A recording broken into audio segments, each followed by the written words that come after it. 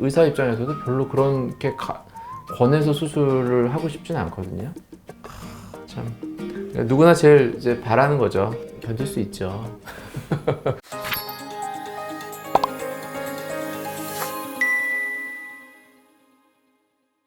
안녕하세요. 상담 오선생의 오선생입니다. 오늘의 내용 보시겠습니다.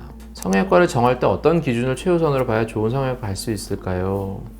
일단 성형외과를 보통 정할 때 다 가서 보고 만나보고 그 의사 선생님 만나보면 다 좋겠지만 그 전에 보통 우리가 검색을 해서 이렇게 알아보거나 아니면 누구 주변에 물어봐서 얘기를 듣거나 이런 방법을 사용을 하겠죠. 그 주변에 물어보는 것도 좋은 방법이죠. 요즘은 성형외과에 대해서들 많이 관심들도 있으시고 주변에 수술하신 분들도 많고 하니까. 그 다음에 더 중요한 건 사실 가보는 거죠. 내가 이 병원이 마음에 든다, 이렇게 저렇게 들어봤는데 좋다, 그러면 이제 가서 얘기를 들어봐야겠죠.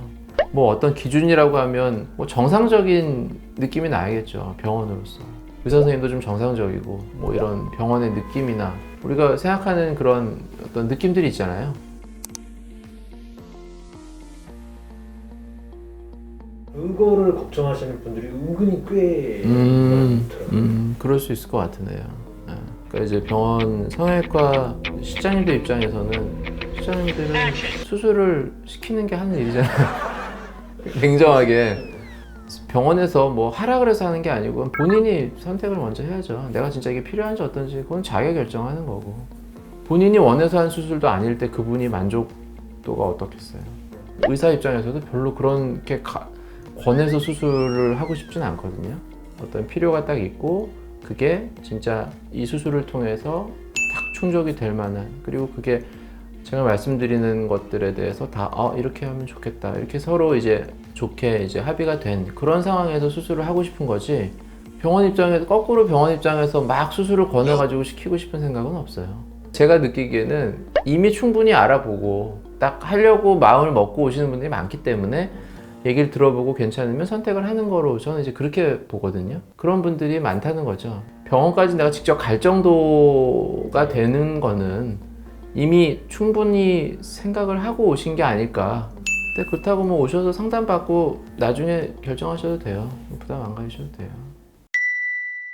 오늘도 상담 시작하겠습니다. 원하는 상담 부위는 턱, 광대뼈, 코 부위가 되겠네요. 살을 빼도 다이어트를 해도 턱, 광대는 그대로 있어서 그런지 사진을 찍어도 예쁘게 나오지 않고 부해 보이는 모습이라고 그러시네요. 그래서 조금 더 턱이 V라인이나 자연스러운 타원형이 되고 싶다, 콧대가 좀 올라갔으면 좋겠다 말씀하세요. 사진을 보시면 전체적으로 조금 살은 있으신 편이시네요. 얼굴 살이 전체적으로 볼륨감이 있는 편이시고, 정면에서 코 모양을 봤을 때는 콧대가 좀 낮고 코끝도 역시 약간 살이 있는 약간 복코 그런 코 모양이신 것 같아요. 지방이 전체적으로 많아 보이시는 편이고요.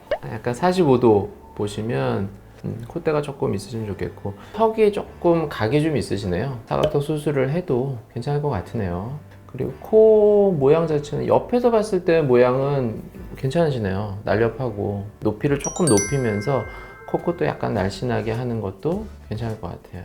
전체적으로 이 볼 쪽에 살은 좀 있으신 편이네요. 턱 전체적으로 뼈 수술이랑 그다음에 휜 코 수술을 생각하신다고 그러네요. 이게 봐서는 정확히 잘 모르겠어요. 휜 거는 턱은 미스 A, 배수지. 배수지는 이 하관이 좀 있는 편이죠. 지금 이분은 오히려 하관이 작은.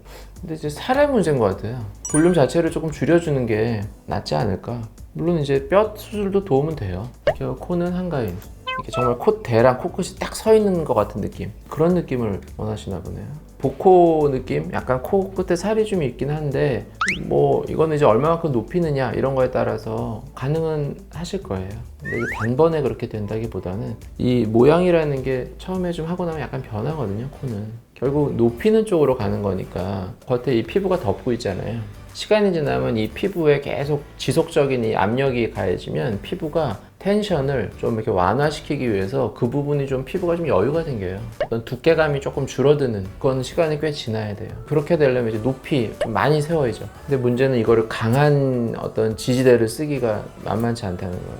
제일 이제 많이 쓰는 게 귀연골이나 코 안에 있는 비중형 연골을 사용하는 건데, 귀연골은 말랑말랑하기 때문에 그런 힘을 받기가 쉽지가 않고, 그러면 이제 비중형 연골을 써야 되는데, 비중형 연골은 코 안에 있는 거를 구조를 이제 떼어내서 쓰다 보니까 이게 겉에 올라와서 어느 정도는 힘을 발휘할 수 있지만 이거를 힘을 발휘하려고 많이 뛰게 되면 코 안에 있는 비중격 자체가 약해질 가능성이 있죠.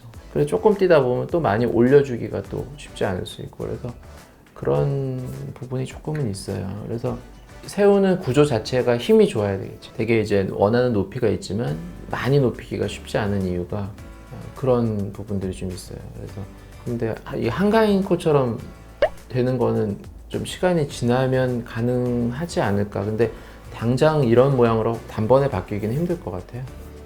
이분 뭐 쌍꺼풀 예전에 하셨는데 모양이 원하던 모양이 나오지 않았다 그랬는데 동그랗게 돼가지고 좋아하시는 줄 알았는데 그게 아니네요.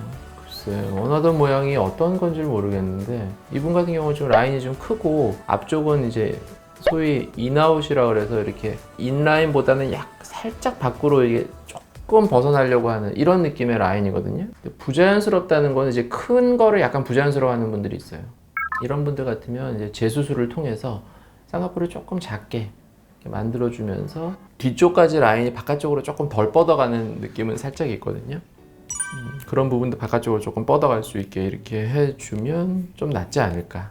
수술 시 가장 걱정되는 부분 수술 통증. 수술하고 나서 이제 통증에 대해서 걱정하시는 분들이 꽤 있으세요. 이분이 생각하는 그런 턱 수술 이런 부분은 사실 통증이 좀 있어요. 이 뼈를 자르는 수술이다 보니까 그런 진통제나 이런 방법을 써서 견딜 수 있죠. 아름다워지기 위해서. 네, 아름다워지기 위해서 견딜 수 있고 수술하려고 결심을 할 정도면 뭐 그런 통증은 사실 별게 아닐 거예요. 또 묻고 싶은 사항에서 턱을 수술할 때 자연스럽고 부작용이 심하지 않으면 성공률이 높은 수술. 참 그러니까 누구나 제일 이제 바라는 거죠. 자연스럽게 또 부작용 적게 성공률 높게 전문의와 성형외과 전문의와 충분한 상담을 통해서 자기 상태를 진단을 받고 어떤 수술을 선택하는 게 좋을지 그리고 그 구체적인 수술 방법 그리고 그에 따른 나중에 이제 얻게 되는 효과 뭐 이런 전반적인 내용들을 충분히 상담을 하고 충분히 숙지를 하고 또 어떤 수술을 통해서 얻을 수 있는 한계점 이런 것들을 다 아시고 그 다음에 이제 선택을 결정을 하시어야 되겠죠. 어떤 걸가 정말 구체적으로 좀 불만이 있으신 건지 그리고 어떤 걸 원하시는지 그 부분이 중요하겠죠. 지금까지 상담 오선생의 오선생이었습니다. 궁금하신 점들이 있으면 댓글로 남겨주시거나 이메일로 보내주시면 제가 성심성의껏 상담해 드리겠습니다. 구독과 좋아요, 알림 설정 부탁드립니다. 감사합니다.